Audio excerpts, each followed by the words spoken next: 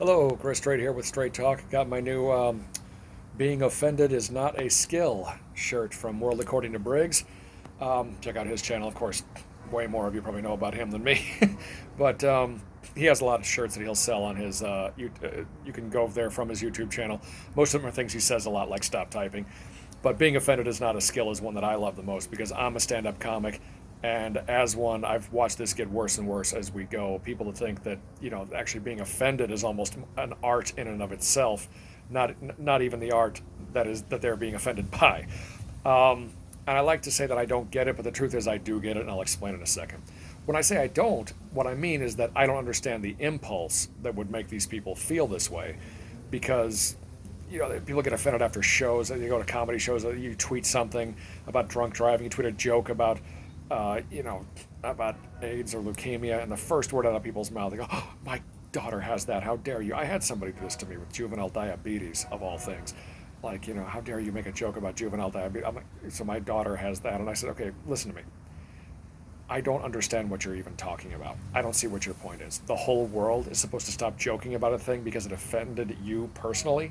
I mean, think about the arrogance that's behind that statement. Just because everyone's doing it doesn't mean it isn't horrible and fascist. And the worst thing is it's coming from the left, the people who are supposed to be the most progressive and who usually are the most open-minded to new ideas. I mean, progressive liberals, I'm with you on most things, but not this. You're way off base on this. You're not protecting these people, you're excluding them from the human experience when you get offended on behalf of a group or culture. All right? Satire and jokes are not assaults. They are ways to start dialogue. So when you're laughing, you're not crying. And when you're not crying, you're able to take in information. You're relaxed when you're laughing. You want to talk about something. You want to relate. Even if the jokes are all about differences, it brings you back to the sameness.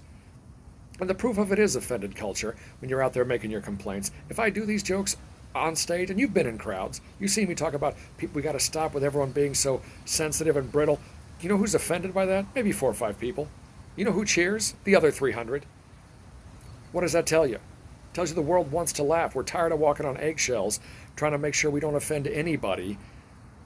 And here's what I mean by I really do get it. Guess what? You're not offended. You're not. I'm on to you. Sorry. Game's over. You just like the attention. You love the attention. You can't be offended by something that wasn't aimed at you. You can disagree. But how can you be offended when no one was talking to you? They just tweeted it or said it out loud to everyone. You can go, I don't agree with that. I remember the days when you didn't even need to agree with something to laugh at it. Gallagher was a right-wing nut job, but he was funny back in the day. I mean, not it hasn't aged well. So you don't have to agree with something to laugh at it. And being offended is not a skill, meaning if you dislike someone's art, create another art to counteract it. Or create art that you like. And if you can't do that, then accept your powerlessness. Being offended and trying to get someone taken off the air or making them backpedal and apologize, you getting drunk off that, getting high, like, oh yeah, they're backpedaling, they're apologizing, yes, and twisting their words to make it fit your narrative. I don't get that at all, because even if you talk about something that has offended me horribly personally, I'm glad you're trying to make me laugh at it. That's a skill you're trying to give me. And yet I'd rather go for the quick high of making you backpedal? No, that would make me weak. That makes you weak. I've lost all 4 of my grandparents to cancer.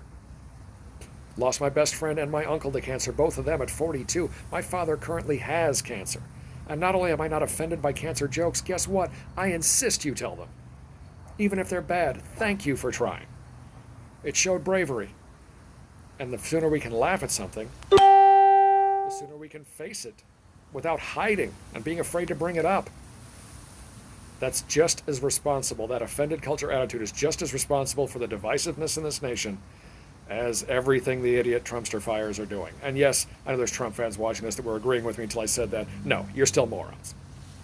Anyone who's accepting a divisive narrative just for the quick high is taking the easy road out, and I don't have respect for that. So that is my opinion on that. Being offended is not a skill. Create your own art. Or you could just shut your mouth. I see things I don't like all the time. I move on with my day. Go ahead and do that and stop getting drunk off the fake skill. Off the fake high, that is. That someone is, oh, look at them apologize for the stuff I complained about. I'm powerful now.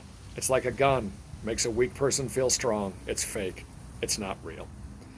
I'm Chris Strait. Thank you for watching Straight Talk. Like, subscribe, leave me comments if you agree or disagree. I don't personally care, but maybe you'll start a discussion and make a friend.